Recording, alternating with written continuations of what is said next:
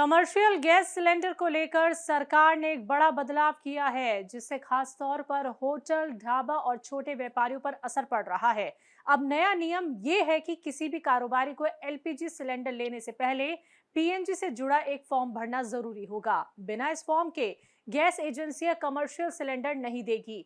पहले व्यापारी आसानी से एलपीजी सिलेंडर ले लेते थे, लेकिन अब उन्हें कागजी प्रक्रिया पूरी करनी होगी। सरकार का ये कहना है कि इस फैसले से गैस सिस्टम में पारदर्शिता आएगी और पाइप्ड गैस को बढ़ावा मिलेगा। पीएनजी को एलपीजी के मुकाबले ज्यादा सुरक्षित और पर्यावरण के लिए बेहतर माना जाता है, इसलिए सरकार धीरे धीरे लोगों को पीएनजी की तरफ ले जाना चाहती है। इस नए नियम का असर राजधानी दिल्ली समेत कई शहरों में दिखने लगा है। रिपोर्ट्स के अनुसार कमर्शियल एलपीजी सिलेंडर की बुकिंग में करीब 30% तक की कमी आई है। कई जगहों पर गैस एजेंसियों और गोदामों के बाहर लंबी लाइनें देखी जा रही हैं, क्योंकि लोग नया फॉर्म भरने और जरूरी दस्तावेज जमा करने में समय लगा रहे हैं। हालांकि इस बदलाव से छोटे व्यापारियों को काफी दिक्कतों का सामना करना पड़ रहा है। उनका कहना है कि हर जगह पीएनजी कनेक्शन उपलब्ध नहीं है। ऐसे में अगर एलपीजी सिलेंडर लेने के लिए भी नई प्रक्रिया अपनानी पड़ेगी तो उन्हें काम में रुकावट आएगी। कई दुकानदारों का यह भी कहना है कि फॉर्म भरने और कागजी काम में समय लगता है, जिससे उनका रोज का काम प्रभावित हो रहा है। कुछ इलाकों में ये समस्या और भी बढ़ गई है। वहाँ एलपीजी सिलेंडर की सप्लाई समय पर नहीं पहुंच पा रही। कई जगहों पर सिलेंडर गोदामों में ही रुके हुए हैं, जिससे व्यापारियों को समय पर गैस नहीं मिल रही। इसका सीधा असर उनके कारोबार पर पड़ रहा है, खासकर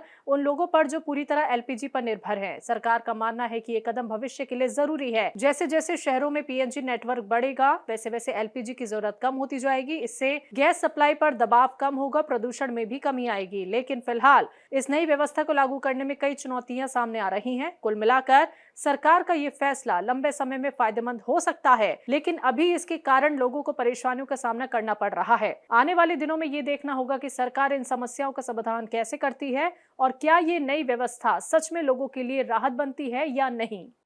Subscribe now and press the bell icon. Never miss an update.